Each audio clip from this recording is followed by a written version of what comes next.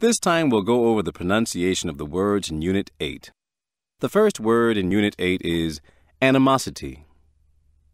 Animosity. Animosity is a noun meaning a strong dislike or bitter hostility. Animosity can be used like this. There may be a long history of animosity between rival leaders of a political party. Or, long-standing racial and religious animosity eventually led to the outbreak of civil war in Bosnia. Now let's try the second word in Unit 8. It is apathy.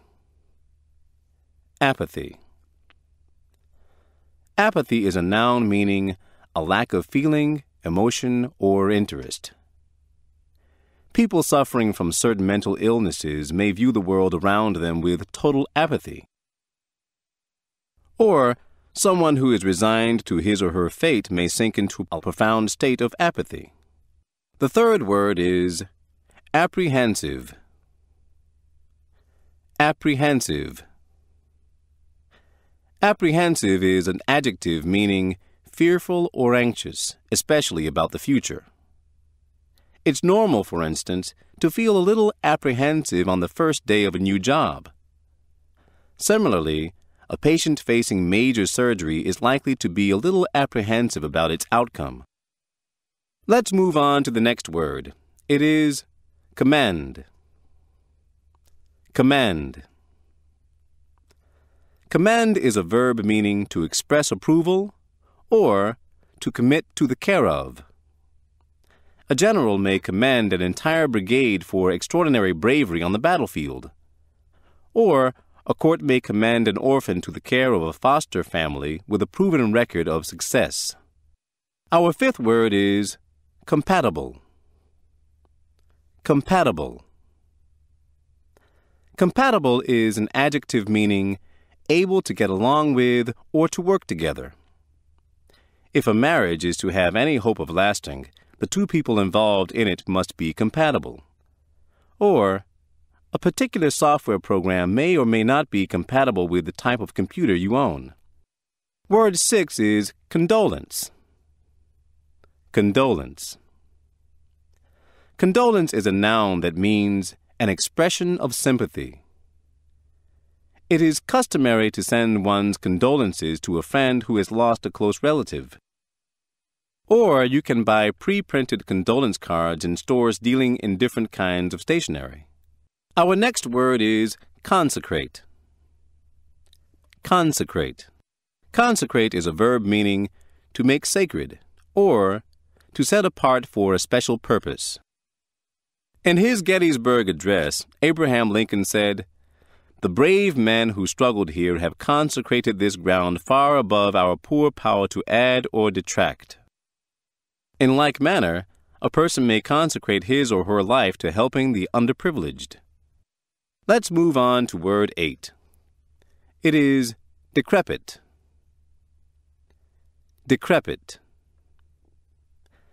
Decrepit is an adjective meaning old and feeble or worn out. It is often best to put a decrepit pet to sleep rather than let it go on living in pain and suffering.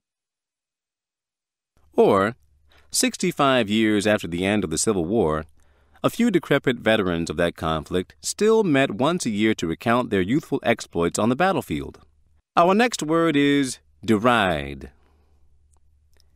Deride. Deride is a verb meaning to ridicule. Jonathan Swift took great delight in deriding the claims and pretensions of the ruling class of his day. Similarly, critics of a particular presidential administration may take every opportunity to deride its policies and proposals. Next we come to ingenuous. Ingenuous. Ingenuous is an adjective meaning innocent or sincere. A remark may be ingenuous, for example. Or, you may find the ingenuous faces of young children a heartwarming sight. Word 11 is multifarious. Multifarious. Multifarious is an adjective meaning having great variety, or numerous and diverse. A philosopher may spend a lifetime contemplating nature in all its multifarious forms. Similarly, the responsibilities of government may grow far too multifarious for any one person to handle. Our next word is obsolete. Obsolete. Obsolete is an adjective that means out of date or no longer in use. Technological advances may render a piece of equipment obsolete. Or, changes in the way a language is spoken may make certain words or grammatical forms obsolete. Word 13 is omnivorous. Omnivorous. Omnivorous is an adjective that means eating all kinds of food, or having a wide variety of tastes. Many dinosaurs are now known to have been omnivorous. Similarly, you may know someone who is an omnivorous collector of stamps or dolls or baseball cards. Next up is parsimonious. Parsimonious. Parsimonious is an adjective meaning stingy or meager. It isn't always wise to be too parsimonious in one's tipping habits.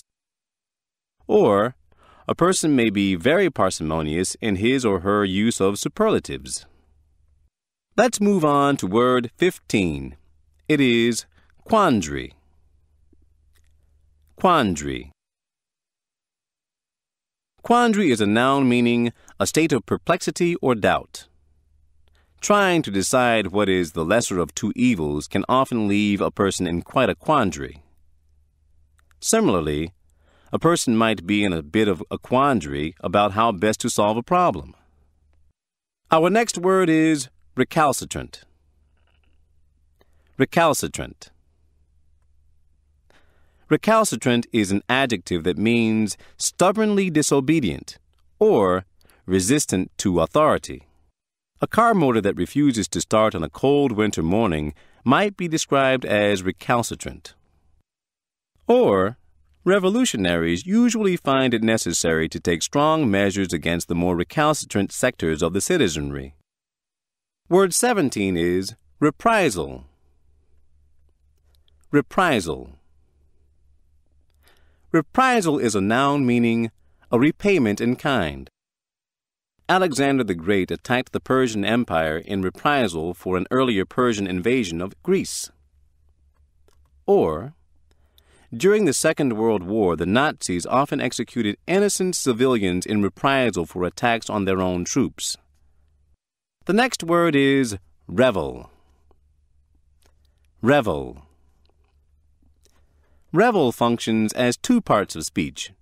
It can be used as a verb meaning to take great pleasure in. An athlete who wins a gold medal at the Olympics is entitled to revel in his or her success. Revel can also be used as a noun meaning a wild celebration. At the close of Shakespeare's Tempest, Prospero says, "Our revels now are ended." Word 19 is stultify. Stultify. Stultify is a verb meaning to cripple or to have a dulling effect on. A home environment that is too restrictive or protective may stultify a child's emotional growth. Similarly, a government that is too centralized may end up stultifying local or individual initiative. The last word in Unit 8 is suave. Suave. Suave is an adjective meaning smoothly agreeable or pleasing to the senses. A politician may be noted for the suave way in which he or she fields reporters' questions. Similarly, a virtuoso pianist may exhibit a suave mastery of keyboard technique. Now let's review the words in Unit 8 once more. They are pronounced animosity, apathy, apprehensive, command, compatible, condolence, consecrate, decrepit, deride,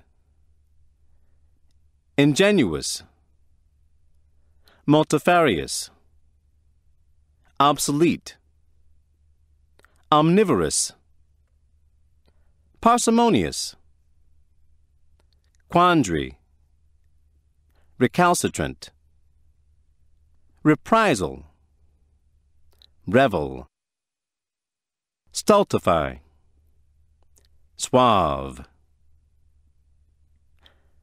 Well, that completes our work on the words in Unit 8. If you've had any difficulty pronouncing them, or if you feel you'd like a little more practice before you actually try using them, replay this section of the program.